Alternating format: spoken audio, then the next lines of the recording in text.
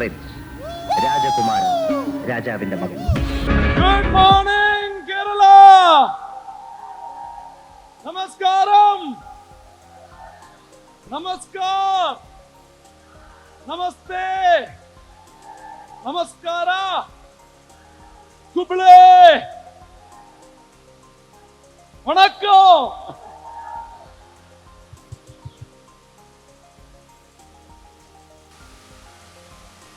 இந்த அளவுக்கு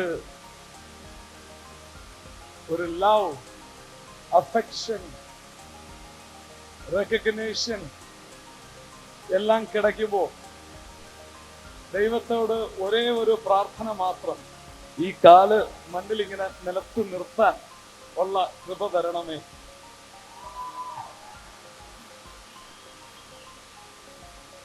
ആദരണീയനായ chairman Shri C A Ansar, ബിസിനസ്സിൽ 10 വർഷം പൂർത്തിയാക്കിയ എൻ്റെ സുഹൃത്ത് ശ്രീ സുജിത് ഖാൻ,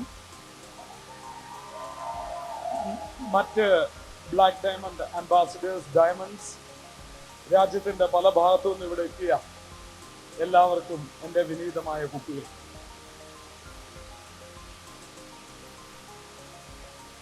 ഞാൻ ഇൻഡസ്ട്രി വൈയിൽ തുടങ്ങുന്നത് ഒരു ഡിസ്ട്രിബ്യൂട്ടർ ആയിട്ടാണ്. സ്റ്റാർ 250, സ്റ്റാർ 500 അങ്ങനെയുള്ള പല റാങ്കുകളും കടന്ന് ബ്ലാക്ക് ഡയമണ്ട് റാങ്കിലെത്തി.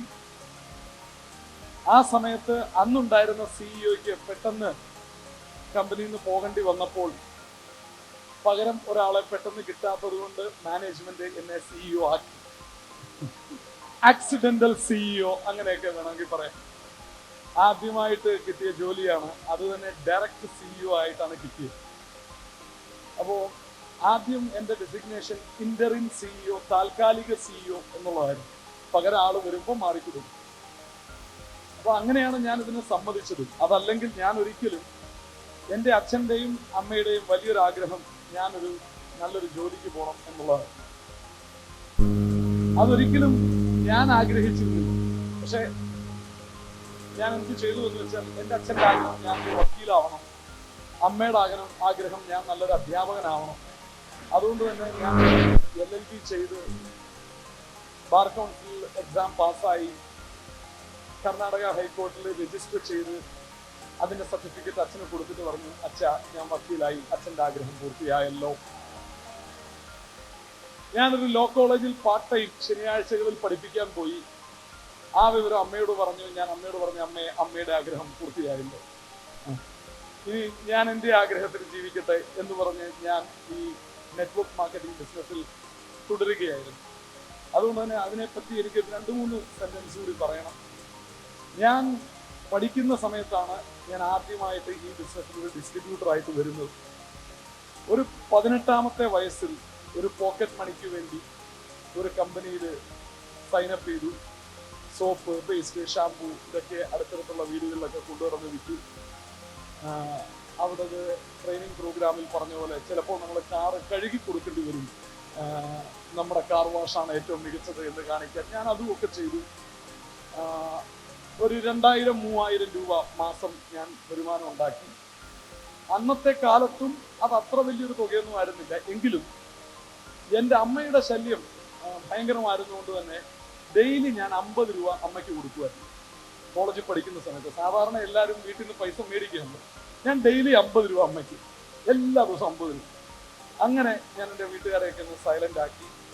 ഞാൻ ഏതാണ്ട് ഒരു 2.5 വർഷത്തോളം ബിസിനസ് ചെയ്തു. 3.5 വർഷത്തോളം ചെയ്തു. അങ്ങനെ പഠനം പൂർത്തിയാക്കി വെളിയിൽ ഇറങ്ങിക്കഴിഞ്ഞപ്പോൾ ഞാൻ ഈ ഒരു ഫീൽഡിൽ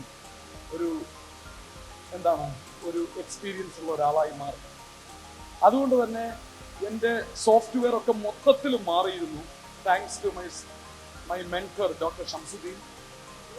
അദ്ദേഹം എൻ്റെ തലയിൽ ഇങ്ങനെ അടിച്ചു കയറ്റി വെച്ചു. അതായത് എംപ്ലോയി ആകാൻ ഒരാൾ പോയാൽ അയാളുടെ ജീവിതം അയാൾ രക്ഷപ്പെടില്ല, അങ്ങനെയൊക്കെ എൻ്റെ തലയിൽ ഇങ്ങനെ ഭയങ്കരമായിട്ട് ഇങ്ങനെ കയറ്റി വെച്ചു. അതുകൊണ്ട് തന്നെ ഡിഗ്രി കഴിഞ്ഞ് ഞാൻ ഇറങ്ങിക്കഴിഞ്ഞപ്പോൾ എൻ്റെ അടുത്ത് ജോലിക്ക് പോകണമെന്ന് പറഞ്ഞിട്ട് ഒടുവിൽ ഞങ്ങൾ വീട്ടിൽ വളരെ സംഘർഷഭരിതമായ അന്തരീക്ഷത്തിനൊടുവിൽ 1 വർഷം എന്നെ ബിസിനസ് ചെയ്യാൻ അവർ വിട്ടു. 1 വർഷത്തിനുള്ളിൽ ഞാൻ വിജയിച്ചാൽ എനിക്ക് തുടരാം, ഇല്ലെങ്കിൽ അവർ പറയുന്നത് പോലെ ചെയ്യണം. അവർക്ക് ഉറപ്പായിരുന്നു ഞാൻ വിജയിക്കില്ല. എനിക്കാണെങ്കിലോ വിജയിക്കല്ലാതെ വേറെ വഴിയൊന്നും ഇല്ലായിരുന്നു. അതുകൊണ്ട് ഞാൻ എൻ്റെ കഴിവിന്റെ പരമാവധി ഞാൻ വർക്ക് ചെയ്തു.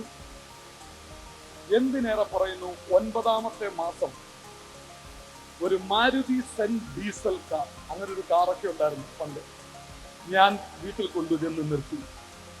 വീട്ടുകാരൊക്കെ ഞെട്ടിച്ചു.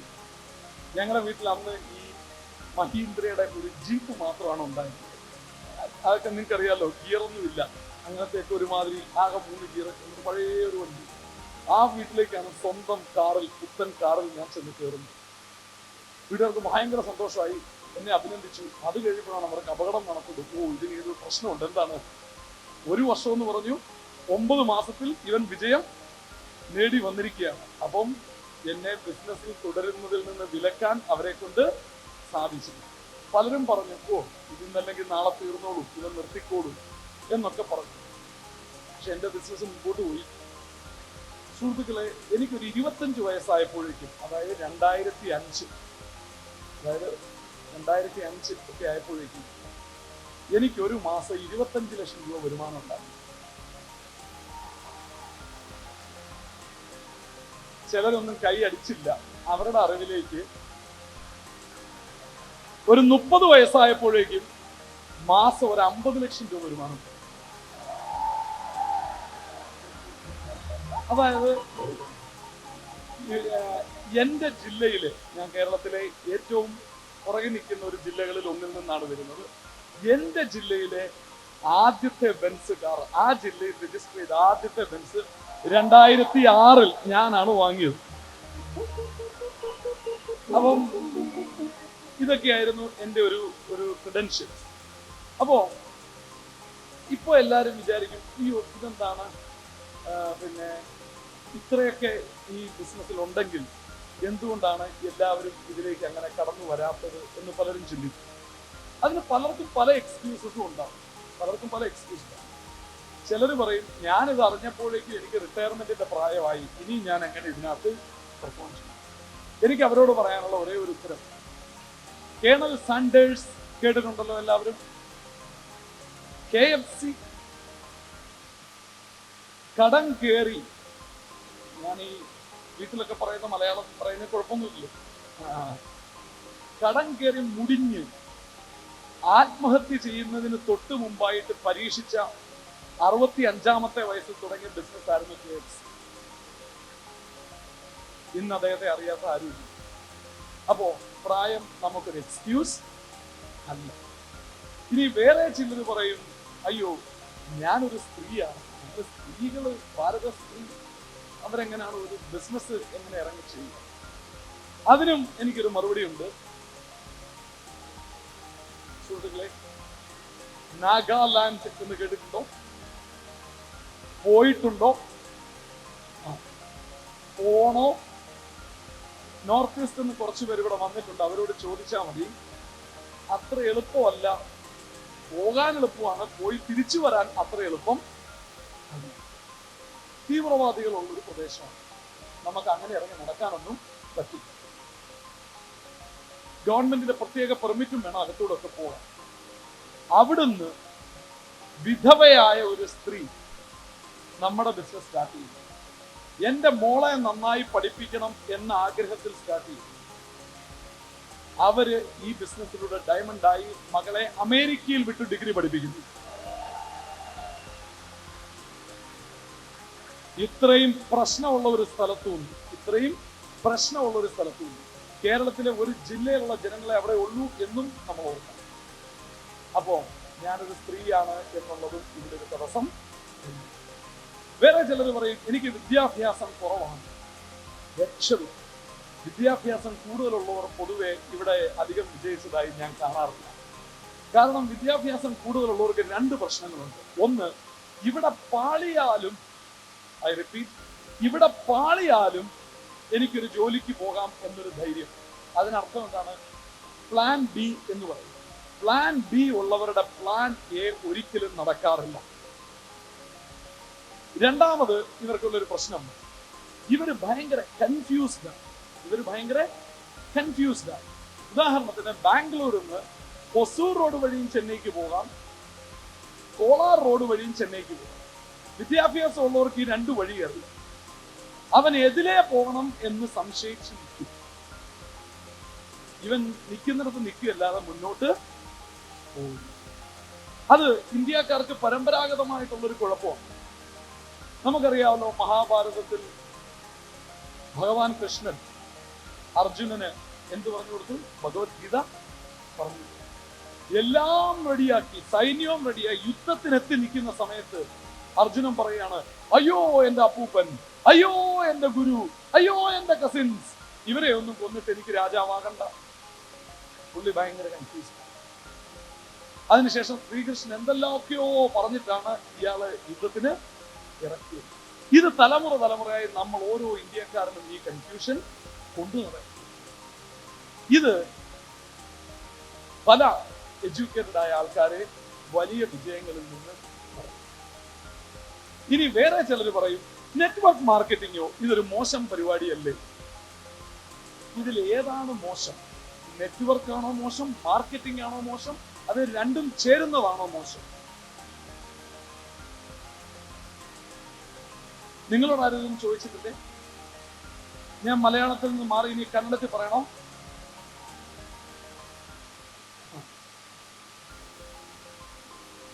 നിങ്ങളോട് ആരെങ്കിലും ചോദിച്ചിട്ടില്ലേ? നെറ്റ്വർക്ക് ആണ് മോശം എന്ന് ആരെങ്കിലും പറഞ്ഞാൽ ഞാനും നിങ്ങളും ഒരു നെറ്റ്വർക്കിന്റെ ഭാഗമല്ലേ? എൻ്റെ അച്ഛൻ, എൻ്റെ മുത്തച്ഛൻ, മുത്തച്ഛൻ്റെ അച്ഛൻ, അങ്ങനെ ഒരു നെറ്റ്വർക്ക് എനിക്കില്ലെങ്കിൽ, ഒരു കണക്ഷൻ എനിക്ക് പറയാൻ പറ്റുന്നില്ലെങ്കിൽ സമൂഹത്തിൽ ആരായി? ഞാനൊരു മോശക്കാരനായി. അടുത്തത് മാർക്കറ്റിംഗ്. മാർക്കറ്റിംഗ് എന്ന് പറഞ്ഞാൽ, മാർക്കറ്റിംഗ് ഇല്ല എങ്കിൽ ഇന്ന് ലോകത്തുള്ള ഒരു കമ്പനിക്കും ബിസിനസ് നടക്കില്ല. ശരിയാണോ അല്ലേ? പിന്നെ രണ്ടും ചേരുന്നത്, നമ്മൾ ചെറിയ സ്കൂളിൽ പോലും, ചെറിയ ക്ലാസ്സിൽ പോലും മാത്ത് നമ്മൾ പഠിച്ചിട്ടുണ്ട്. Positive into positive is equal to positive ഉണ്ട്. അപ്പോ നെറ്റ്വർക്കും മാർക്കറ്റിംഗ് ചേർന്നാലും എന്ത് തന്നെ, ഇറ്റ് ഈസ് പോസിറ്റീവ്. സോ ഇവിടെ ഒരു പോയിന്റ് ഉള്ളത്, നമ്മൾ മനസ്സിലാക്കേണ്ട ഒരു കാര്യം, ഞാൻ എൻ്റെ വിജയത്തിന് നന്ദി പറയുന്നത്, ശ്രദ്ധിച്ചു കേൾക്കണം. ഹലോ, ഞാൻ എൻ്റെ വിജയത്തിന് നന്ദി പറയുന്നത് കോളേജിൽ പഠിക്കുന്ന സമയത്താണ് ഞാൻ ഈ ബിസിനസ് പ്ലാൻ കേൾക്കുന്നത് എന്നുള്ളതാണ്. അതിൻ്റെ ഒരു അഡ്വാൻറ്റേജ് എന്തായിരുന്നു?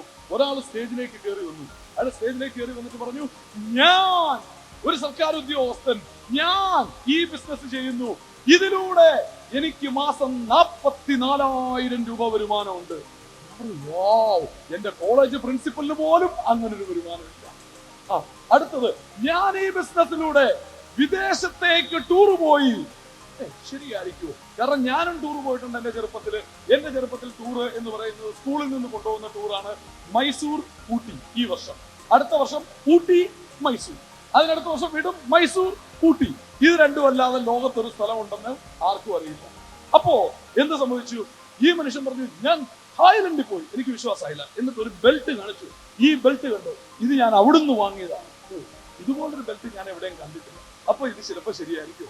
ഞാനും പോസിറ്റീവായി. ഓക്കെ. എന്നിട്ട് അയാൾ പറഞ്ഞു, കോളേജിൽ പഠിക്കുമ്പോൾ തന്നെ നിങ്ങൾക്കൊരു വിദേശത്തേക്ക് ഒരു ടൂർ പോകാം. എന്റെ ഉള്ളിലും ഒരു മുടി കിട്ടി. അതിനുശേഷം അദ്ദേഹം പറഞ്ഞു, പുറത്ത് കിടക്കുന്ന ആ ഇളം പച്ച കളറുള്ള ടാറ്റ ഇൻഡിക്ക കാർ, അങ്ങനെ ഒരു കാർ ഉണ്ടായിരുന്നു, ടാറ്റ ഇൻഡിക്ക കാർ, അത് എന്റെ കാറാണ്. അതോടുകൂടി ഞാൻ 100% ഇതിനകത്തായി. പിന്നെ എന്റെ മനസ്സിങ്ങനായിരുന്നു, ഈ ക്ലാസ് ഒന്ന് നിർത്തുവോ, ഞാൻ പുറത്തു പോയി നാട്ടുകാരെ മുഴുവൻ ഇതിലേക്ക് കൊണ്ടുവരട്ടെ. ഇങ്ങനൊരു മാനസികാവസ്ഥയിലേക്ക് ഞാൻ മാറി. അതിന്റെ കാരണം, ചെറിയ പ്രായത്തിൽ നമ്മുടെ മനസ്സിൽ നെഗറ്റീവ് ഒന്നുമില്ല. ചെറിയ പ്രായത്തിൽ നമ്മുടെ മനസ്സിൽ നെഗറ്റീവ് ഒന്നുമില്ല, സംശയങ്ങളൊന്നുമില്ല. കേൾക്കുന്നത് നമ്മൾ അതേപടി വിശ്വസിക്കും. ഞാൻ അത് മുഴുവൻ അതേപടി വിശ്വസിച്ചു. ഞാൻ നാട്ടുകാരോട് പോയി പറഞ്ഞു, നാട്ടുകാരൊക്കെ എന്നോട് നോ പറഞ്ഞു. അപ്പോഴും എന്റെ മനസ്സിൽ ഈ ക്ലാസ് എടുത്ത മനുഷ്യൻ പറഞ്ഞു, വിവരമില്ലാത്ത മനുഷ്യന്മാരാണ് നമ്മളോട് നോ പറയുന്നത്. ഞാൻ അത് മാത്രം വിശ്വസിച്ച് നടന്നു. എന്റെ കൂടെ ചേരാൻ ആരും ഒന്നും ഇല്ലായിരുന്നു. എങ്കിലും മുടക്കിയ പൈസ കിട്ടാൻ വേണ്ടി ഞാനിങ്ങനെ സാധനങ്ങളൊക്കെ വിറ്റ് ഇങ്ങനെയൊക്കെ നടന്നു. പതുക്കെ കയറി വന്നു. അപ്പം അതുകൊണ്ട് ഇവിടെ എനിക്ക് നിങ്ങളോട് പറയാനുള്ളത്, നിങ്ങൾ ഇപ്പോൾ ഇരിക്കുന്നത് തൃശ്ശൂർ. ഇവിടെ നിന്ന് നിങ്ങൾ തൃശ്ശൂർ ബസ് സ്റ്റാൻഡിൽ നിന്ന് തിരുവനന്തപുരത്തേക്കുള്ള ഒരു ബസ് കാണുന്നു, ബോർഡ് നോക്കുന്നു, കയറുന്നു, ടിക്കറ്റ് എടുക്കുന്നു. ഒരു തിരുവനന്തപുരം പൈസ കൊടുക്കുന്നു, ചേഞ്ച് കയ്യിലോട്ട് കിട്ടുന്നു. അതിനുശേഷം നിങ്ങൾക്ക് 100% ഉറപ്പാണ് ഈ ബസ് പോകുന്നത് തിരുവനന്തപുരത്തേക്കാണ്, കോഴിക്കോടേക്കല്ല. അത്രയും ഉറപ്പ് നിങ്ങൾക്കുണ്ട്. അതുപോലൊരു വിശ്വാസം ഈ ബിസിനസ്സിൽ നിങ്ങൾക്കുണ്ടെങ്കിൽ ഞാനും ഈ ബിസിനസ്സിലൂടെ വലിയ നേട്ടങ്ങളിലേക്ക് പൊക്കോണ്ടിരിക്കുകയാണ് എന്നൊരു വിശ്വാസം. ഈ ബസ് പോകുന്ന വഴികളൊന്നും നമുക്കറിയില്ല. അത് കാണുമ്പോൾ എനിക്കറിയാത്തൊരു വഴിയിലൂടെ ഈ ബസ് പോകുന്നു.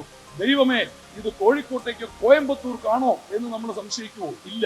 ആ ബസിന്റെ ബോർഡിലും ആ ഡ്രൈവറിലും ആ കണ്ടക്ടറിലും ഉള്ള വിശ്വാസം ഈ ബിസിനസ്സിനകത്ത് നിങ്ങൾക്കുണ്ടെങ്കിൽ നിങ്ങളുടെ പ്രായം, നിങ്ങളുടെ ആൺ പെൺ ജെൻഡർ, നിങ്ങളുടെ education, nothing can stop you from this business, my dear friends.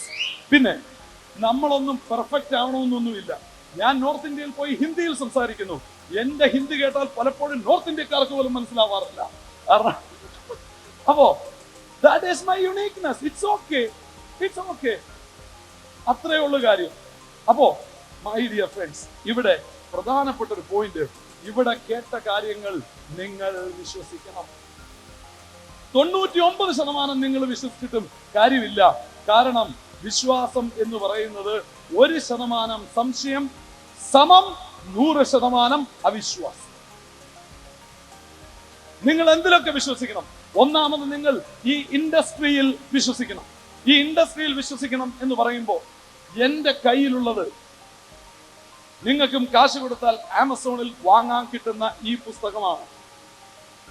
ഈ പുസ്തകം എഴുതിയിരിക്കുന്നത് ലോകത്തെ ഒരു വലിയ കോടീശ്വരനും അമേരിക്കയുടെ പ്രസിഡന്റായി തെരഞ്ഞെടുക്കപ്പെട്ടിരിക്കുന്ന വ്യക്തിയുമായ ശ്രീ ഡൊണാൾഡ് ട്രംപാണ്. ഈ പുസ്തകത്തിന്റെ പേജ് നമ്പർ 310 അദ്ദേഹം ഈ ബിസിനസിനെ പറ്റി പറയുന്നു. അദ്ദേഹം വളരെ ശക്തമായിട്ട് പറയുന്നു, ഇത് ഒരു സൂപ്പർ ബിസിനസ്സാണ്, അടിപൊളി ബിസിനസ്സാണ്. നമ്മുടെ നാട്ടിലെ MLA വലിയ ആളല്ലേ? ആണോ അല്ലയോ? MLA-യേക്കാൾ വലിയ ആളല്ലേ മന്ത്രി? മന്ത്രിയേക്കാൾ വലിയ ആളല്ലേ മുഖ്യമന്ത്രി? അതിലും വലിയ ആളല്ലേ പ്രധാനമന്ത്രി? അതിലും വലിയ ആളാണ് അമേരിക്കയുടെ പ്രസിഡന്റ്. അയാളാണ് പറഞ്ഞത്.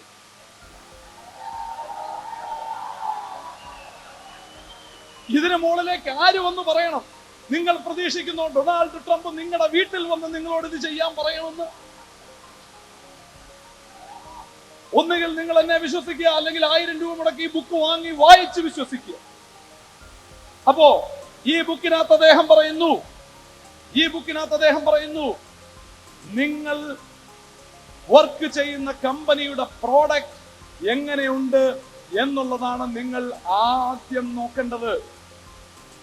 നിങ്ങളെ ഈ ബിസിനസ്സിലേക്ക് വിളിച്ച വ്യക്തിയുടെ സൗന്ദര്യമല്ല, ഈ കമ്പനിയുടെ ബിസിനസ് പ്ലാൻ അല്ല, വേറൊന്നുമല്ല. അദ്ദേഹം പറയുന്നു, ആദ്യം നോക്കേണ്ടത് ആ കമ്പനിയുടെ പ്രോഡക്റ്റ് ആണ്.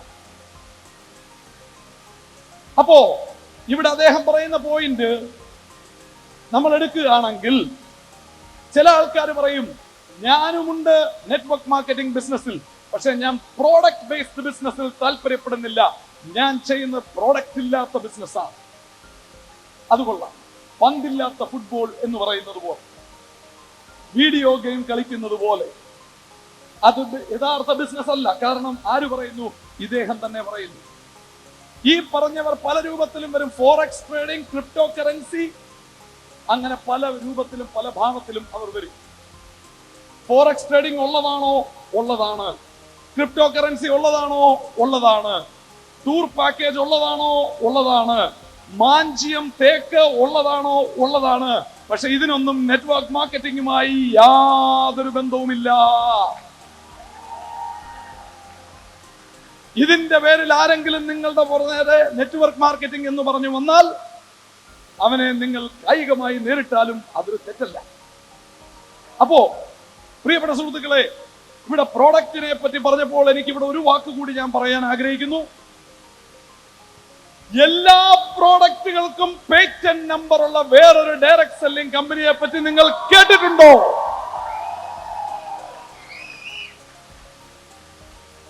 America, Canada, England, Europe, Australia, New Zealand, Saudi Arabia, Israel, south Africa, Kenya മുതലായ 26 രാജ്യങ്ങളിലേക്ക് എക്സ്പോർട്ട് പോകുന്ന പ്രോഡക്റ്റുകളുള്ള ഒരു കമ്പനിയെ പറ്റി നിങ്ങൾ കേട്ടിട്ടുണ്ടോ?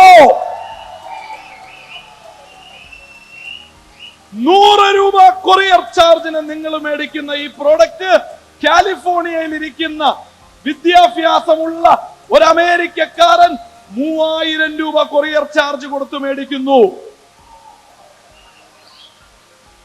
പ്രോഡക്റ്റിന് മൂല്യമുണ്ടോ എന്ന് ഇത് കേട്ടിട്ട് നിങ്ങൾ പറയുക.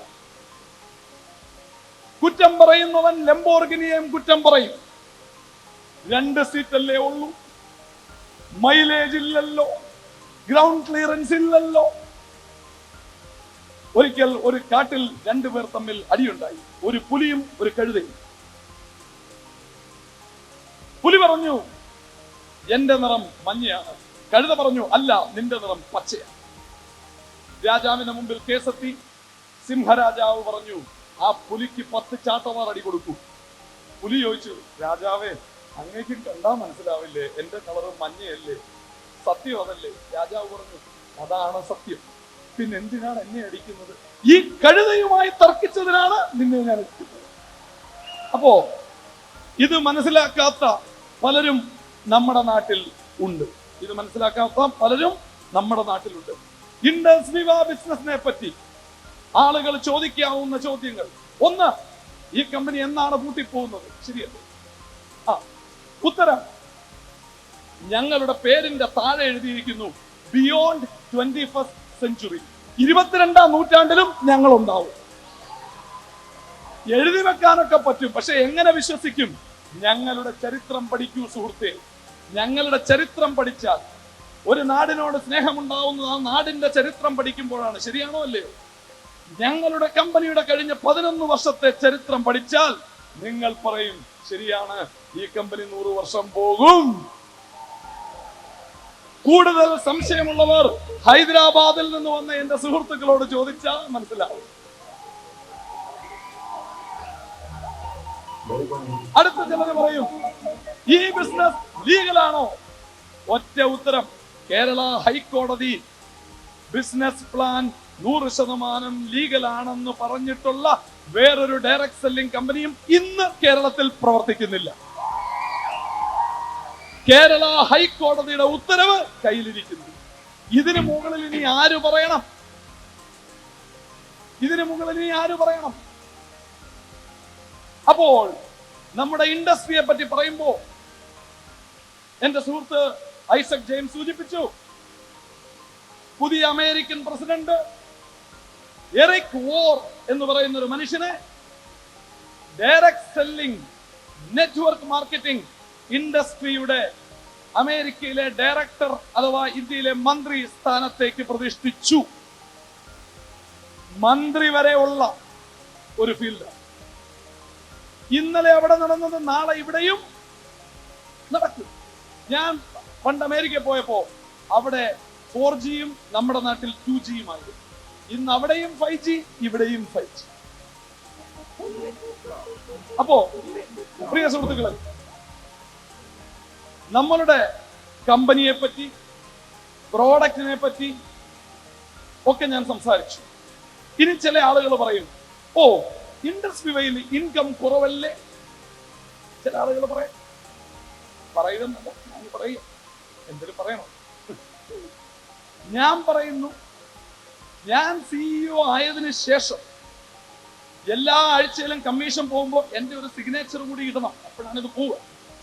എന്റെ ഈ കൈ കൊണ്ട് ഇതുവരെ നാളിതുവരെ ഈ കൈ കൊണ്ട് ഞാനായിട്ട് 1000 കോടി രൂപയിലേറെ കമ്മീഷൻ ക്ലിയർ ചെയ്തിട്ടുണ്ട്.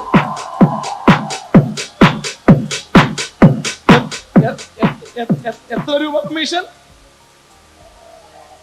1,000 കോടി. 1000 करोड़ के ऊपर 1000 കോടി രൂപയ്ക്ക് മേലെ കമ്മീഷൻ.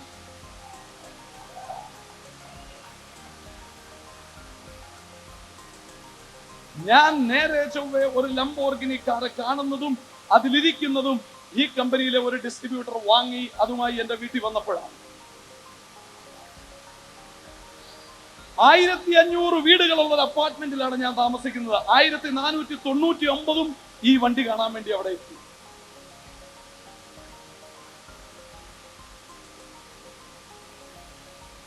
$5.5 കോടി രൂപയുടെ ഒരു കാറ് വാങ്ങണമെങ്കിൽ ഇവിടെ ഇൻകം ഇല്ലെങ്കിൽ ഒക്കൂ? നടക്കും. അപ്പോൾ അടുത്ത ചോദ്യം, ഇതൊക്കെ എനിക്ക് നടക്കുമോ? ഇതാണല്ലോ main question. Yes or no? നടക്കില്ല.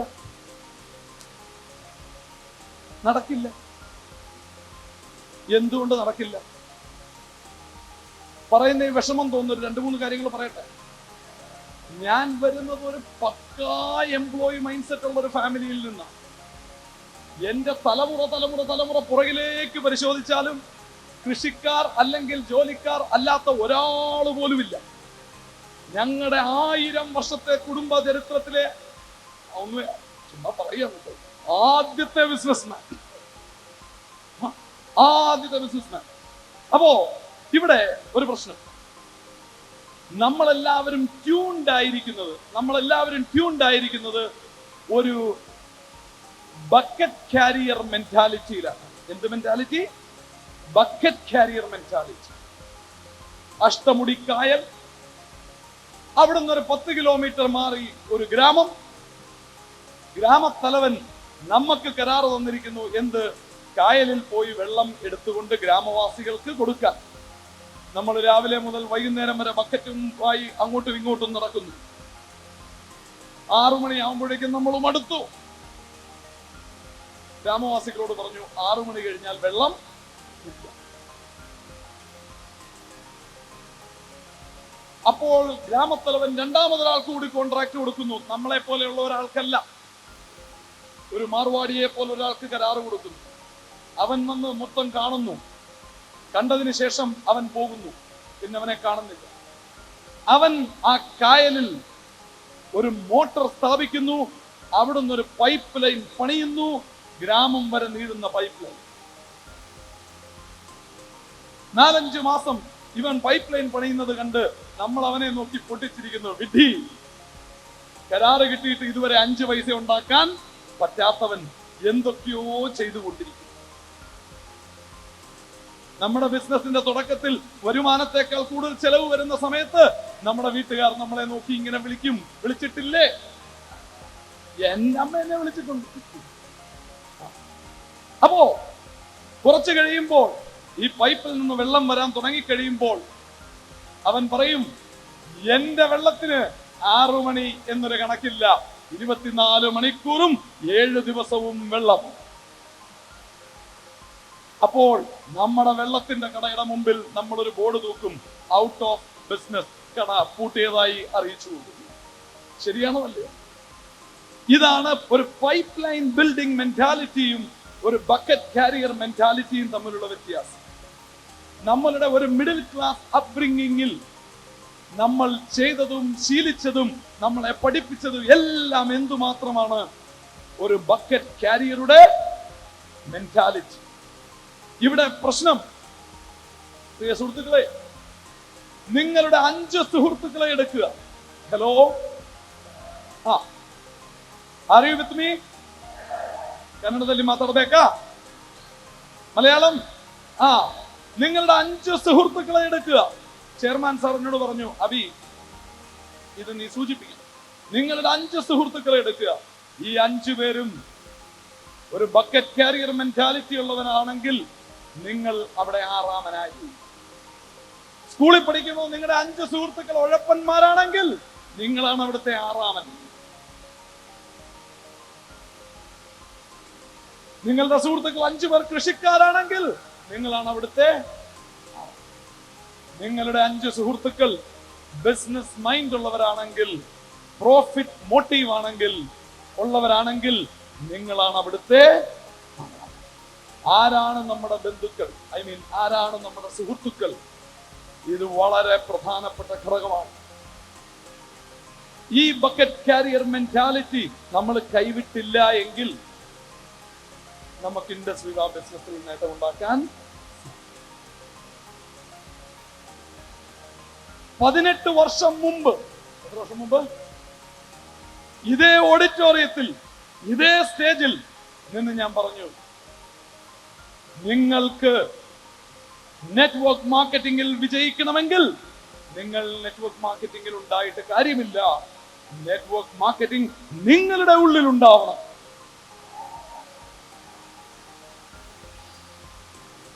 ഈ വിവ ബിസിനസ് എത്രത്തോളം നിങ്ങളുടെ ഉള്ളിലുണ്ട് എന്നത് പ്രധാനം. അപ്പോ ഇവിടെ ഞാനിപ്പോ ഒരു പോയിന്റ് സൂചിപ്പിച്ചു, അത് നമ്മുടെ ഒരു ബക്കറ്റ് കാരിയർ മെന്റാലിറ്റി ആണ്. രണ്ടാമത് ഇവിടെ പ്രധാനപ്പെട്ട ഒരു പ്രശ്നം,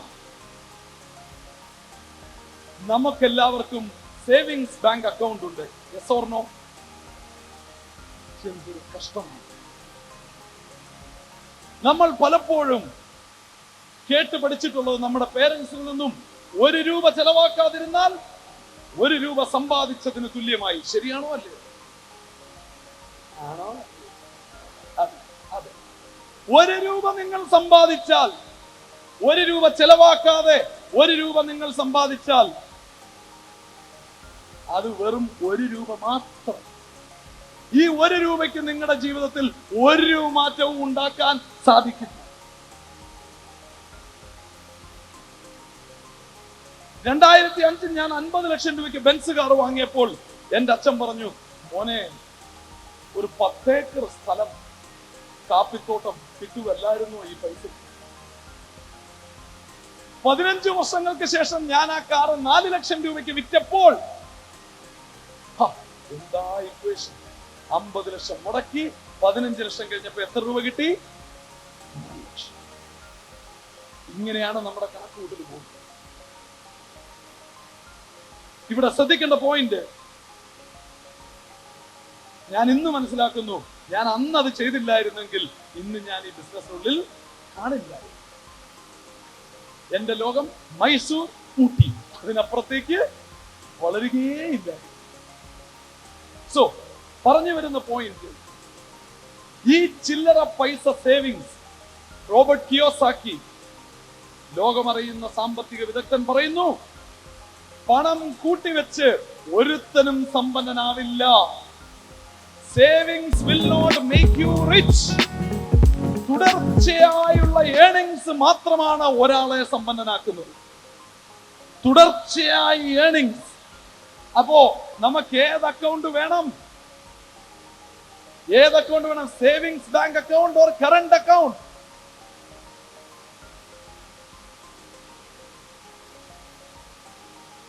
മനസ്സിലായോ സാറേ? എല്ലാ പ്രശ്നങ്ങളും ആറ്റിറ്റ്യൂഡിൽ നിന്നാണ് തുടങ്ങുന്നത്. സത്യമാണ്. എല്ലാ പ്രശ്നവും ആറ്റിറ്റ്യൂഡിൽ നിന്ന് തുടങ്ങുന്നു. ഇവിടെ അതുപോലെ തന്നെ വളരെ പ്രധാനപ്പെട്ട ഒരു പോയിന്റ് ആണ്, നമുക്കൊക്കെ ഉള്ളൊരു പ്രശ്നം, നമ്മൾ ബിസിനസ്സിൽ ഇറങ്ങി പരാജയപ്പെട്ടാൽ നമ്മൾ അതിന്റെ ഉത്തരവാദിത്വം ആർക്ക് വെക്കും?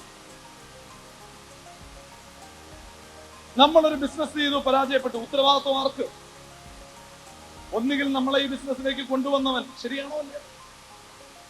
അല്ലെങ്കിൽ നമ്മുടെ പുതിയ മെന്റർ, അല്ലെങ്കിൽ കമ്പനി. ചിലർ പറയും, ആ കൊറിയർ ഏജൻസിയാണ് എന്റെ ബിസിനസ് തകർത്ത് കളഞ്ഞത്. അങ്ങനെ പറഞ്ഞിട്ടുള്ളവരുമുണ്ട്. സമയത്ത് സാധനം കൊണ്ടുവന്നില്ല, എന്റെ ബിസിനസ് കൊടുത്തു. റിച്ചും പുവറും തമ്മിലുള്ള പ്രധാന വ്യത്യാസം, സമ്പന്നരായിട്ടുള്ള ആളുകളെല്ലാം അവരുടെ പരാജയത്തിന്റെ ഉത്തരവാദിത്തം ഏറ്റെടുക്കാൻ ധൈര്യം കാണിക്കും. നമ്മുടെ ആറ്റിറ്റ്യൂഡ്, നാടൻ ഭാഷയിൽ പറഞ്ഞാൽ, ഒരു പെൺകുട്ടിക്ക് നല്ല കല്യാണം കിട്ടിയാൽ പറയും, പെണ്ണിന്റെ സമയം. കല്യാണം മോശമായാലോ, ബ്രോക്കറുടെ കുറ്റം. ഇതാണല്ലോ അതിന്റെ ഇക്വേഷൻ. വിജയിച്ചാൽ ഞാൻ, പരാജയപ്പെട്ടാൽ അവര് ഇവരെയൊക്കെ. കുറ്റം എപ്പോഴും നമുക്ക് മറ്റുള്ളവർക്ക്. പരാജയത്തിന്റെ ഉത്തരവാദിത്വം നമ്മൾ ഏറ്റെടുത്തില്ലെങ്കിൽ ആ പരാജയത്തിൽ നിന്ന് എങ്ങനെയാണ് ഒരു പാഠം നമ്മൾ പഠിക്കുന്നത്? ഈ പാഠം പഠിക്കാതെ നമ്മൾ എങ്ങനെയാണ് ഇംപ്രൂവ് ആകുന്നത്? നമ്മൾ ഇംപ്രൂവ് ആകാതെ എങ്ങനെയാണ് നമ്മൾ വിജയിക്കുന്നത്? വളരെ കൃത്യമായിട്ട് പറഞ്ഞാൽ, 10 പ്രാവശ്യം ശ്രമിക്കുമ്പോഴാണ് ഒരു 5 or 6 പ്രാവശ്യം അയാൾ തോറ്റാലും ഒരു 4 പ്രാവശ്യം അയാൾ വിജയിക്കുന്നു. ഈ 4 പ്രാവശ്യം വിജയിച്ചാൽ മതി, അയാൾക്ക് ജീവിതത്തിൽ വിജയിക്കും. ഉദാഹരണം, ഒരു ഫുട്ബോൾ മാച്ച്. ക്രിസ്ത്യാനോ റൊണാൾഡോ 10 പ്രാവശ്യം ഗോൾ അടിക്കാൻ വേണ്ടി ശ്രമിക്കുമ്പോഴാണ് ഒരു 2 പ്രാവശ്യമെങ്കിലും ഗോൾ വീഴുന്നത്. ശരിയാണോ അല്ലയോ? നമ്മൾ അദ്ദേഹത്തെ ഓർക്കുന്നത് പരാജയപ്പെട്ട 8 ഷോട്ടുകളുടെ പേരിലല്ല, ഗോൾ വലയിൽ മുട്ടിയ ആ 2 ഷോട്ടുകളുടെ പേരിലാണ്. ശരിയാണോ അല്ലയോ? നമ്മളാണെങ്കിലോ ആദ്യത്തെ ഷോട്ട് തന്നെ പാളിയാൽ നമ്മൾ പാസിട്ട് തന്നവന്റെ കുറ്റം അല്ലെങ്കിൽ എതിരെ നിന്നവന്റെ കുറ്റം പറഞ്ഞ് നമ്മൾ ഒഴിവാവില്ല. പരാജയത്തിന്റെ റെസ്പോൺസിബിലിറ്റി ഏറ്റെടുക്കാൻ നമ്മൾ ധൈര്യം കാണിക്കും. ഈ പറഞ്ഞ ഒരു 2-3 കാര്യങ്ങൾ നമ്മളുടെ കയ്യിൽ ഉണ്ട് എങ്കിൽ, ഐ റിപ്പീറ്റ്, ഈ പറഞ്ഞ ഒരു 2-3 കാര്യങ്ങൾ നമ്മുടെ കയ്യിലുണ്ട് എങ്കിൽ നമ്മളെ തടയാൻ, ഈ ബിസിനസ്സിൽ നിന്റെ വളർച്ചയിൽ നമ്മളെ തടയാൻ ആർക്കുമാവില്ല, മൈ ഡിയർ ഫ്രണ്ട്സ്.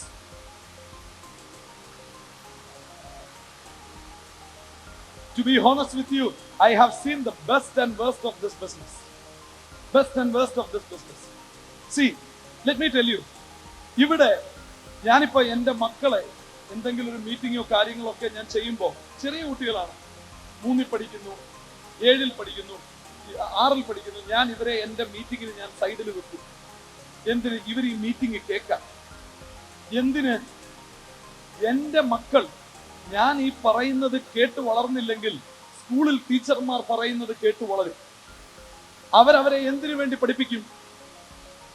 നിങ്ങൾക്കറിയോ ഒരു സത്യം, എൻ്റെ ജീവിതത്തിലെ ഏറ്റവും വലിയൊരു ഞെട്ടൽ, എന്നെ ബാംഗ്ലൂരിലെ ഏറ്റവും പ്രമുഖ MBA കോളേജ് ക്ലാസ് എടുക്കാൻ വേണ്ടി വിളിച്ചു. ഞാൻ പോയി. ഞാൻ അവിടെ നിന്ന വിദ്യാർത്ഥികളോട് സത്യസന്ധമായി സംസാരിച്ചു. ക്യാമ്പസ് പ്ലേസ്മെന്റ് കിട്ടിയാൽ നിങ്ങൾ പോകരുത്. അത് വലിയ ചതിയാണ്. നിങ്ങൾ സ്വന്തമായിട്ട് എന്തെങ്കിലും ചെയ്യണം.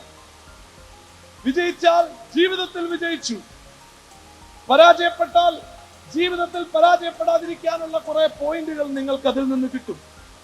കല്യാണം കഴിച്ച് ഭാര്യ, മക്കൾ, കുട്ടി പരാധീനയായി കഴിഞ്ഞാൽ നിങ്ങൾക്ക് അതിന് സാധിക്കില്ല. ഇതാണ് സമയം. നിങ്ങൾ ക്യാമ്പസ് പ്ലേസ്മെന്റിന് നോ പറയൂ എന്ന് പറഞ്ഞപ്പോഴേക്ക് ഹെഡ് ഓഫ് ദി ഡിപ്പാർട്ട്മെന്റ് ചാടി നിർത്തുമോ ക്ലാസ് എന്ന് പറഞ്ഞു. ഞാൻ എന്ത് അപരാധമാണ് പറഞ്ഞത്? നിങ്ങൾ ഇങ്ങനെ പറഞ്ഞാൽ ഈ പിള്ളേരൊക്കെ വഴിപിഴച്ചു പോവില്ലേ? വഴിപിഴച്ചു പോവാൻ ഞാൻ അവരോട് കള്ളക്കട നടത്താൻ പറഞ്ഞു. അപ്പം മാഡത്തിന്റെ അടുത്ത ചോദ്യം, എല്ലാവരും ബിസിനസ്സുകാരായാൽ ജോലിക്ക് ഇവിടെ നാളെ കിട്ടും. നടന്ന സംഭവം. എല്ലാവരും ബിസിനസ്സുകാരായാൽ ജോലിക്ക് ഇവിടെ ആളെ കിട്ടും. അവരൊരു വാദത്തിന് വേണ്ടി വെച്ച വാദമാണ്. ബാംഗ്ലൂരിലെ ടോപ്പ് MBA കോളേജുകൾ ഒന്നിന്റെ അവസ്ഥ ഇതാണെങ്കിൽ നമ്മുടെ ബാക്കിയുള്ള എഡ്യൂക്കേഷൻ സിസ്റ്റത്തെ പറ്റി ആലോചിച്ചു നോക്കി. മരിച്ചു കഴിഞ്ഞാൽ ഞാൻ ആരായിട്ട് അറിയപ്പെടണം എന്ന് ചോദിച്ചാൽ എന്റെ ആഗ്രഹം എന്റർപ്രണർഷിപ്പിന്റെ അപ്പസ്തോലൻ എന്നറിയപ്പെടണമെന്നാണ് എന്റെ ആഗ്രഹം. കാശ്മീർ മുതൽ കന്യാകുമാരി വരെ, കച്ച് മുതൽ കൊഹിമ വരെ ഉള്ള ഇന്ത്യയിലെ ജനങ്ങളോട് ജോലിക്ക് പോകരുതേ, ബിസിനസ്സുകാരനാവൂ, ജീവിതത്തിൽ പരാജയപ്പെടരുതേ എന്ന് പറഞ്ഞു നടക്കുന്ന ഒരു മനുഷ്യനായി അറിയപ്പെടണമെന്നാണ് എന്റെ ആഗ്രഹം. പ്രശ്നം, അങ്ങനെയുള്ള എന്റെ മക്കളെങ്ങാനും ജോലിക്ക് പോയാൽ എന്റെ അവസ്ഥ എന്താവും? അപ്പം അത് ഒഴിവാക്കാൻ, ആ അപകടം തടയാനാണ് മീറ്റിങ്ങിന്റെ ഒക്കെ അടുത്ത് ഞാൻ ഇവരെ ഇങ്ങനെ ഇരുത്തുന്നത്. ഇത് കേട്ട് കേട്ട് ഈ പെൺകുട്ടികൾ വളരുമ്പോൾ നാളെ അവർ ബിസിനസ് ഏറ്റെടുത്തു. അപ്പോ പ്രിയപ്പെട്ട സുഹൃത്തുക്കളെ, ഇവിടെ ഒരു പ്രധാനപ്പെട്ട ഒരു പോയിന്റ് കൂടി എനിക്ക് പറഞ്ഞുകൊണ്ട് ഞാൻ എൻ്റെ സെഷൻ അവസാനിപ്പിക്കാം. ഇവിടെ ലോക സമസ്ത സുഖിനോ ഭവന്തു എന്താണ് അതിന്റെ അർത്ഥം? ലോകം മുഴുവൻ സന്തോഷം, സമാധാനം ഒക്കെ ഉണ്ടാവട്ടെ. ശരിയാണോ അല്ലയോ? ശരിയാണോ അല്ലയോ? യെസ്. അപ്പോ ഇത് ഒരു വലിയ ഒരു പേഴ്സണൽ ഡ്രൈവർ. എന്താണ് ആ പേഴ്സണൽ ഡ്രൈവർ എന്ന് ചോദിച്ചാൽ, ലോകം മുഴുവൻ സന്തോഷവും സമാധാനവും സുഖവും ഉണ്ടാവട്ടെ എന്ന് പറഞ്ഞാൽ, ഈ ഇന്ത്യ രാജ്യത്ത് ഏറ്റവും റിമോട്ടായിട്ടുള്ള ഒരു ഗ്രാമത്തിലെ ഒരു ചെറുപ്പക്കാരന് ബാംഗ്ലൂർ അല്ലെ മുംബൈ പോലുള്ള നഗരത്തിൽ താമസിക്കുന്ന അവന്റെ സമപ്രായക്കാരനായ വ്യക്തിക്ക് കിട്ടുന്ന അതുപോലെ ഒരവസരം ജീവിതത്തിൽ ഉയരാൻ അതിന് ഈക്വൽ ആയിട്ടുള്ള ഒരു അവസരം പ്രദാനം ചെയ്യുക ആണ് നമ്മളുടെ ഓരോരുത്തരെയും ഡ്യൂട്ടി. KV കാമത്ത് നാരായൺ മൂർത്തിയോട് പറഞ്ഞു, there is nothing called work life balance in this country. ഇവിടെ ലൈഫേ ഇല്ലടാ, പിന്നെ എങ്ങനെയാടാ വർക്ക് ലൈഫ് ബാലൻസ്? ഈ ഒരു രാജ്യം ഇപ്പോഴും ഒരു middle income economy, lower middle ക്ലാസിന്റെ എക്കോണമിയിൽ ഈ രാജ്യത്തെ ജനങ്ങളോട്, ഈ രാജ്യത്ത് ജീവിക്കുന്ന നമുക്ക് എല്ലാവർക്കും ഒരു ബാധ്യതയുണ്ട്. We are the privileged people. നമുക്ക് നല്ല എഡ്യൂക്കേഷൻ കിട്ടി, നമുക്ക് നല്ല സൗകര്യങ്ങൾ കിട്ടി. അങ്ങനെ അല്ലാത്തവരുടെ കാര്യങ്ങളിൽ ഇടപെടാൻ ഉള്ള ധാർമ്മികമായ ഒരു ബാധ്യത നമുക്കുണ്ട്. ആ ബാധ്യതയാണ് ഇവിടെ വിവ ബിസിനസ്സിലൂടെ നിങ്ങൾക്ക് നിറവേറ്റാൻ സാധിക്കുന്നത്. ഈ രാജ്യത്തെ ഏത് റിമോട്ട് കോർണറിലുള്ള വ്യക്തിക്കും ഒരു അവസരം ഇൻഡസ്ട്രി വിവയിലൂടെ കൊടുക്കാൻ നിങ്ങൾക്ക് ഓരോരുത്തർക്കും സാധിക്കും. എന്റെ സുഹൃത്ത് സുജിത് ഖാൻ, നിങ്ങൾക്ക് കാണാം ഒരു ഫോട്ടോ, ഞാൻ ശ്രദ്ധിച്ചു. അദ്ദേഹം മേഘാലയയിൽ ബംഗ്ലാദേശ് ബോർഡറിൽ, അവിടെ ഉള്ളവർക്ക് ഇംഗ്ലീഷും അറിയില്ല, ഇദ്ദേഹത്തിന് ഖാസി ഭാഷയും അറിയില്ല. അവിടെ നിന്നുകൊണ്ട് ബിസിനസ് ചെയ്തു. കഴിഞ്ഞ 11 വർഷമായി അവരും ഇൻഡസ്ട്രി ഓഫ് ബിസിനസിന്റെ പാർട്ട് അവരിന്ന് ഇവിടെ ഇരിക്കുന്നു. അവിടെ വരെ ഈ ബിസിനസ് എത്തിച്ചു കൊടുക്കാൻ, ഒരു നാഷണൽ ഇന്റഗ്രേഷൻ, എല്ലാവർക്കും ഒരുപോലെ അവസരം കൊടുക്കാൻ ഇതിനേക്കാൾ നല്ലൊരു പ്ലാറ്റ്ഫോം നമുക്ക് വേറെ ഇവിടെ കിട്ടും. ഞാൻ വളരെ ആവേശപൂർവ്വം നിങ്ങളുടെ മുമ്പിൽ സംസാരിച്ചു, വളരെ ആത്മാർത്ഥതയോടുകൂടി നിങ്ങളുടെ മുമ്പിൽ സംസാരിച്ചു. ഈ കമ്പനി മുന്നോട്ട് വെക്കുന്ന ഒരു മിഷൻ 2030 ആകുമ്പോഴേക്കും ഈ കമ്പനി ഒരു 1000 പേരെ കരോഡ്പതി സ്റ്റാറ്റസിലേക്ക് ഉയർത്തുക എന്നൊരു ദൗത്യത്തോടു കൂടിയാണ് വർക്ക് ചെയ്യുന്നത്. 2030 ബഹുമാനപ്പെട്ട ഒരു വലിയൊരു VIP, അതൊരു സെൻട്രൽ ക്യാബിനറ്റ് മിനിസ്റ്റർ ആയിക്കോട്ടെ, അല്ലെങ്കിൽ വൈസ് പ്രസിഡന്റ് ഓഫ് ഇന്ത്യ ആയിക്കോട്ടെ, അല്ലെങ്കിൽ ഒരു സ്റ്റേറ്റ് ഗവർണർ ആയിക്കോട്ടെ, പങ്കെടുക്കുന്ന ഒരു ചടങ്ങിൽ 1000 കോടീശ്വരന്മാരായ ആളുകളെ മാത്രം വെച്ചുകൊണ്ടുള്ള ഒരു പ്രോഗ്രാം 2030 ആ ഒരു ലക്ഷ്യവുമായിട്ടാണ് ഈ കമ്പനി മുന്നേറുന്നത്. നിങ്ങളുടെ ഏത് ലോജിക്കൽ ക്വസ്റ്റ്യൻസിനും ഇവിടെ ഉത്തരവുണ്ട്. ഏത് ലോജിക്കൽ ആയിട്ടുള്ള ചോദ്യം നിങ്ങൾ മുന്നോട്ട് വെച്ചാലും ഇവിടെ ഉത്തരവുണ്ട്. So my dear friends, grab this opportunity. നിങ്ങളുടെ മനസ്സിലുള്ള എല്ലാ സംശയങ്ങളും മാറ്റി. യുഗാണ്ടയുടെ തലസ്ഥാനം ഏത് നഗരമാണ്? അറിയില്ല, എനിക്കും അറിയില്ല. എന്ന് കരുതി യുഗാണ്ടയ്ക്ക് തലസ്ഥാനം ഇല്ലേ? ഉണ്ട്. അപ്പം ഒരാൾ നമ്മളോടൊരു ചോദ്യം ചോദിച്ചാൽ അതിന് നമുക്ക് ഉത്തരം വിധേയപ്പെട്ടുള്ള ഒരു ഉത്തരം നമുക്കറിയില്ലെങ്കിൽ അതിനർത്ഥം ആ ചോദ്യത്തിന് ഉത്തരമില്ല എന്നാണോ? ഉണ്ട്, നമുക്കറിയില്ല എന്ന് മാത്രം. അപ്പോ മറ്റുള്ളവരുടെ ചോദ്യങ്ങളിൽ നിങ്ങൾക്ക് സംശയങ്ങൾ ഉണ്ടാവരുത്. നിങ്ങൾ ആകെ ചെയ്യേണ്ട ഒരു കാര്യം, ഈ പറയുന്ന കാര്യങ്ങൾ ഒന്നുകിൽ പൂർണ്ണമായും വിശ്വസിക്കുക, അല്ലെങ്കിൽ പൂർണ്ണമായും തള്ളിക്കളയുക. രണ്ടിലേതെങ്കിലും ഒരു സ്റ്റാൻഡ് എടുക്കുക. റോഡിന്റെ ഇടതുവശത്ത് നിൽക്കുക, വലതുവശത്ത് നിൽക്കുക, നടുക്ക് നിൽക്കരുത്. വണ്ടി മുട്ടി നമ്മൾ മരിച്ചു. ഏതെങ്കിലും ഒന്നിൽ നിൽക്കുക. വിശ്വസിക്കുകയാണെങ്കിൽ പൂർണ്ണമായും വിശ്വസിച്ച് നിൽക്കുക. അങ്ങനെ ഒരു 12 മാസം നിങ്ങൾ തീർത്ത് ഈ ബിസിനസ് ചെയ്താൽ, മൈ ഡിയർ ഫ്രണ്ട്സ്, നമ്മുടെ പേരൻസിന് നല്ല മെഡിക്കൽ ട്രീറ്റ്മെന്റ് കൊടുക്കാൻ നമുക്ക് സാധിക്കും. നമ്മുടെ ഭാര്യയ്ക്ക് നല്ല ഒരു വീട്, കുട്ടികളെ നമുക്ക് ഇന്റർനാഷണൽ സിലബസ് ഉള്ള സ്കൂളിലോ കോളേജിലോ വിടാൻ പറ്റും. അല്ലെങ്കിൽ മാഡം അസീനോ ഹരാരുവിനെ പോലെ നാഗാലാൻഡിൽ നിന്ന് എന്റെ മോളെ അമേരിക്കയിൽ വിട്ട് ഡിഗ്രി പഠിപ്പിക്കാൻ നമുക്കും പറ്റും. നമുക്കിഷ്ടമുള്ള ഒരു വാഹനം, എന്റെ സുഹൃത്ത് സുജിത് ഖാൻ ഓടിക്കുന്നത് പോലെ നല്ലൊരു വാഹനം, നമുക്ക് വർഷത്തിൽ 2-3 holidays international. Life will become so beautiful. ഈ ബോറിംഗ് മിഡിൽ ക്ലാസ് ലൈഫിൽ നിന്ന് നമുക്കൊരു മോചനം വേണ്ടേ? ശരിയാണോ അല്ലയോ? ഈ മിഡിൽ ക്ലാസ്സുകാരന്റെ മോനാണ് ഞാൻ. അതുകൊണ്ട് പറയാണ്, എനിക്കറിയാം എന്തൊരു ബോറിംഗ് ലൈഫാണത്. ശരിയാണോ അല്ലേ? അതിന് പറ്റിയ ഒരവസരം നമ്മുടെ കൈവെള്ളയിൽ ദൈവം കൊണ്ടുവന്ന് വെച്ചിരിക്കുക. ദൈവത്തിന്റെ കയ്യിൽ ഗൂഗിൾ പേ ഉണ്ടോ നമ്മുടെ അക്കൗണ്ടിലേക്ക് പണം ട്രാൻസ്ഫർ ചെയ്യാൻ? ഇല്ല. ഇതുപോലെ ഒരു പരിപാടിയിലേക്ക് ദൈവം നമ്മളെ പറഞ്ഞു. മനസ്സിലാക്കുക, നമ്മളെല്ലാം എത്രയോ കാലം പ്രാർത്ഥിച്ചു, ദൈവമേ മുക്തി മുക്തി. എന്തിൽ നിന്ന്? മുക്തി from this boring middle class life, grant me മുക്തി. ദൈവം പറഞ്ഞു, തഥാസ്തു, അങ്ങനെ ആവട്ടെ എന്ന് പറഞ്ഞതാണ് ഫലമായിട്ടാണ് ഈ ഹോളിൽ ഇന്ന് നിങ്ങൾ ഇരിക്കുന്നത്. ഈ ഹോളിൽ നിങ്ങൾ ഇരിക്കുന്നു. അപ്പോ ഇവിടെ കേട്ട കാര്യങ്ങൾ അതുപോലെ കേട്ട കാര്യങ്ങളിൽ എന്തെങ്കിലും സംശയം ഉണ്ടെങ്കിൽ എന്നെ ഇവിടെ പിടിച്ചു നിർത്തി ചോദിക്കണം. താൻ പറഞ്ഞില്ലേ 1000 കോടി രൂപയ്ക്ക് കമ്മീഷൻ കൊടുക്കുന്ന എടുക്കടാ തെളിവ് കാണിക്കാതെ നിങ്ങൾ എന്നെ ഈ തൃശ്ശൂരിൽ നിന്ന് പോകാൻ അനുവദിക്കണം. എനിക്ക് ഉത്തരവാദിത്വം. ഞാൻ പറയുന്ന ഓരോ കാര്യങ്ങൾ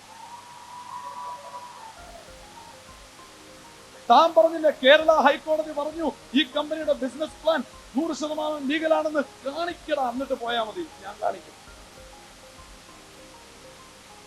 താൻ പറഞ്ഞില്ലേ ഇങ്ങനെയൊക്കെ ചെയ്താൽ വിജയിക്കുമെന്ന്, അങ്ങനെയൊക്കെ ചെയ്ത നിങ്ങളുടെ ഓരോരുത്തരുടെയും ബാക്ക്ഗ്രൗണ്ടിലുള്ള ഓരോരുത്തരെയും നിങ്ങളുടെ മുമ്പിൽ കൊണ്ടു നിർത്താൻ എനിക്ക് പറ്റും. എന്നെ നിർത്തിച്ചിട്ട് നിങ്ങൾ വിട്ടാ മതി. 10ാം ക്ലാസ് ജയിക്കാത്തവനും PhD കഴിഞ്ഞവനും ഇവിടെ വിജയിച്ചിട്ടുണ്ട്. 24 വയസ്സുള്ളവനും വിജയിച്ചിട്ടുണ്ട്, 54 വയസ്സുള്ളവനും വിജയിച്ചിട്ടുണ്ട്, പെണ്ണും വിജയിച്ചിട്ടുണ്ട്, ആണും വിജയിച്ചിട്ടുണ്ട്. ഇതിനൊക്കെ ഗ്രാമവാസിയും വിജയിച്ചിട്ടുണ്ട്, പട്ടണവാസിയും വിജയിച്ചിട്ടുണ്ട്. ഇതിനൊക്കെ പ്രൂഫ് വെച്ചിട്ട് നീ പോയാ മതി എന്ന് പറയാനുണ്ടെങ്കിൽ ഇവിടെ എന്നോട് ചോദിക്കണം. മീറ്റിംഗ് കഴിഞ്ഞതിന് ശേഷം നിങ്ങളുടെ അപ്ലൈൻസിനോട് ഒരാളും ചോദിക്കരുത്. എനിക്കാണ് ഞാൻ ഈ പറഞ്ഞതിനൊക്കെ ബാധ്യത. ഇത് വിശ്വസിക്കാനുള്ള ഒരു ശക്തി മാത്രം, ഒന്നുകൂടെ പറയട്ടെ, ഞാൻ ഈ പറഞ്ഞതൊക്കെ വിശ്വസിക്കാനുള്ള ഒരു ശക്തി മാത്രം ദൈവമേ നീ ഇവർക്ക് കൊടുക്കണമേ എന്ന് മാത്രം പറഞ്ഞുകൊണ്ട് നിർത്തുന്നു. നന്ദി, നമസ്കാരം.